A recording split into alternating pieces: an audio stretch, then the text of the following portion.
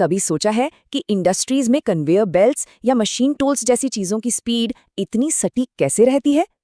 अच्छा, इसका जवाब अक्सर इलेक्ट्रिकल इंजीनियरिंग के एक बहुत ही भरोसेमंद कंपोनेंट में छिपा होता है, और वो है डीसी शंट मोटर। तो आज हम इसी मोटर की दुनिया में गहराई से उतरेंगे और इसके सारे राज जानेंगे। ठीक है, तो देखिए आज हम क्या क्या कवर करने वाले हैं। सबसे पहले हम इसकी बनावट और कॉन्फ़िगरेशन को समझेंगे, फिर बैक ईएमएफ और इसके सेल्फ रेगुलेशन के बारे में जानेंगे। ये बहुत दिलचस्प है।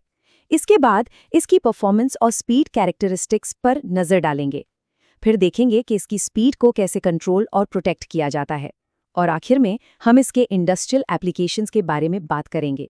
तो चलिए शुरू करते हैं पहले टॉपिक से।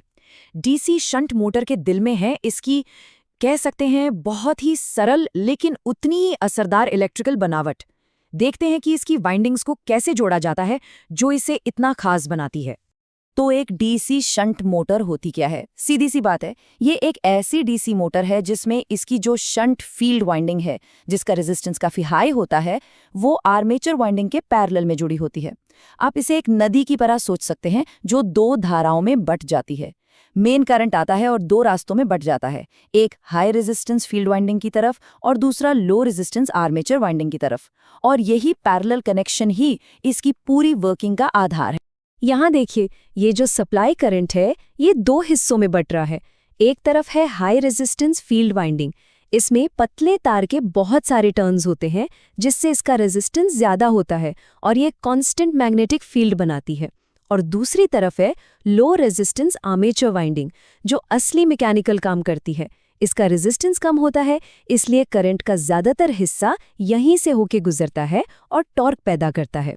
अच्छा, तो अब हम इसकी वायरिंग तो समझ गए। अब आते हैं इसके पीछे की फिजिक्स पर कि ये काम कैसे करती है। और यकीन मानिए, यहीं से कहानी असली दिलचस्प होती है। तो सवाल ये उठता है कि जब मोटर पे लोड बदलता है तो वो अपनी स्पीड को खुद ब खुद कंट्रोल कैसे कर लेती है? मोटर के अंदर ना एक built in self regulating mechanism होता है, और इसका पूरा राज छिपा है एक बहुत ही शानदार चीज में, जिसे हम कहते हैं बैक ईएमएफ। तो ये बैक ईएमएफ है क्या? देखिए, जब मोटर का आर्मेचर मैग्नेटिक फील्ड में घूमता है तो वो खुद एक वोल्टेज पैदा करता है, और ये वोल्टेज मेन सप्लाई वोल्टेज का विरोध करता है, उसे अपोज करता है। इसे आप एक तरह का इंटरनल ब्रेक समझ सकते हैं। जैसे ही मोटर घूमना शुरू करती है, वो एक छोटे जनरेटर की तरह काम करने लगती है और एक उल्टा वोल्टेज बनाती है। यही काउंटर वोल्टेज या बैक ईएमएफ आर्मेचर में जाने वाले करंट को कंट्रोल में रखता है। और ये देखिए, ये सिंपल सा फॉर्मूला ही पूरी कहानी बयां कर देता है। मोटर्स की speed n back EMF EB के डायरेक्टली प्रोपोर्शनल है, मतलब जितना ज्यादा बैक ईएमएफ उतनी ही तेज स्पीड। और ये मैग्नेटिक फ्लक्स फाई के इन्वर्सली प्रोपोर्शनल है, मतलब अगर फील्ड कमजोर होगी तो मोटर तेज घूमेगी। ये थोड़ा उल्टा लगता है ना, पर इस पर हम आगे बात करेंगे।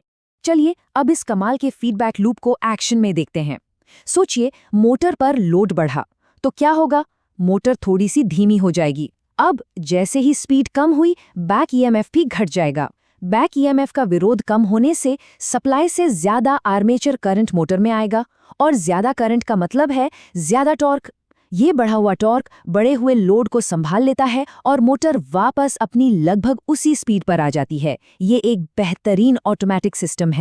और इन्हीं सब प्रिंसिपल्स की वजह से इस मोटर की सबसे खास पहचान बनती है, और वो है इसकी लगभग कांस्टेंट स्पीड। तो इसकी स्पीड इतनी स्थिर क्यों रहती है? याद कीजिए, हमने कहा था कि शंट फील्ड वाइंडिंग सीधे एक कांस्टेंट वोल्टेज सप्लाई के पैरेलल में जुड़ी है। इसका मतलब फील्ड करंट और उससे बनने वाला मैग्नेटिक फ्लक्स फाई भी लगभग कांस्टेंट ही रहते हैं, चाहे लोड कितना भी बदले। अब अगर हम अपनी स्पीड वाले फॉर्मूले पर वापस जाएं, तो अगर डिनोमिनेटर यानी फ्लक्स कांस्टेंट है तो स्पीड सीधे सीधे बैक ईएमएफ पर ही निर्भर करती है। और क्योंकि बैक ईएमएफ भी लोड के साथ बहुत थोड़ा सा ही बदलता है, नतीजा स्पीड भी कमाल की स्थिर रहती है। ये चार्ट बिल्कुल यही दिखा रहा है। देखिए, नो लोड पर स्पीड थोड़ी ज्यादा है और फुल लोड पर बस थोड़ी सी कम। स्पीड में ये जो मामूली सा ड्रॉप है, यही इसकी फ्लैट स्पीड टॉर्क कैरेक्टरिस्टिक है। और इसी खूबी की वजह से डीसी शंट मोटर उन जगहों के लिए परफेक्ट है जहां मैकेनिकल लोड बदलने पर भी एक जैसी स्पीड बनाए रखना जरूरी हो। ठीक है, ये एक कांस्टेंट स्पीड मोटर तो है, पर इसका मतलब ये नहीं कि हम इसकी स्पीड बदल नहीं सकते। इसकी स्पीड को कंट्रोल किया जा सकता है और इसे स्टार्ट करते वक्त खास प्रोटेक्शन की ज़रूरत भी होती है। तो स्पीड एडजस्ट करने के हमारे पास दो मेन तरीके हैं। पहला है फील्ड कंट्रोल। इसमें हम फील्ड वाइंडिंग के सीरीज में एक रियोस्टैट लगा देते हैं। इससे मैग्नेटिक फ्लक्स कमज़ोर होता है और जैसा हमने फॉर्मूले में देखा था, कमज़ोर फ्लक्स का मतलब है ज़्यादा स्पीड। तो ये तरीका बेस स्पीड से ऊपर जाने के लिए है और काफ़ी एफिशिएंट भी है। दूसरा है आर्मेचर कंट्रोल। इसमें रियोस्टैट आर्मेचर के सीरीज में लगता है। ये आर्मेचर वोल्टेज को कम करता है, जिससे स्पीड घट जाती है। तो ये तरीका बेस स्पीड से नीचे जाने के लिए है। पर हाँ, ये कम एफिशिएंट है क्योंकि रियोस्टैट में हीट की वजह से काफ़ी पावर लॉस होता है। अब आते हैं एक बहुत बड़ी प्रॉब्लम पर, स्टार्टिंग। जब मोटर रुकी हुई होती है तो कोई बैक ईएमएफ नहीं होता, बिल्कुल जीरो। अब अगर बैक ईएमएफ नहीं है जो सप्लाई वोल्टेज का विरोध करे तो क्या होगा? आर्मेचर वाइंडिंग, जिसका रेजिस्टेंस बहुत कम होता है, वो सीधे सीधे सप्लाई के अक्रॉस आ जाती है। इससे इतना ज्यादा करंट फ्लो होता है कि वो वाइंडिंग को जला सकता है। बस इसी वजह से हमें एक स्टार्टर की जरूरत पड़ती ही पड़ती है। तो ये 4 पॉइंट स्टार्टर काम कैसे करता है? बहुत सिंपल है। सबसे पहले हैंडल को स्टड 1 पर लाते हैं। इससे आर्मेचर के साथ पूरा स्टार्टिंग रेजिस्टेंस सीरीज में आ जाता है और करंट लिमिट हो जाता है। फिर जैसे जैसे मोटर स्पीड पकड़ती है और बैक ईएमएफ बनता है, हम हैंडल को एक एक करके आगे के स्टड्स पर ले जाते हैं, जिससे रेजिस्टेंस धीरे धीरे कटता जाता है। आखिर में हैंडल ऑन पोजीशन पर पहुंच जाता है, जहां नो वोल्ट कॉइल NVC उसे पकड़ लेती है।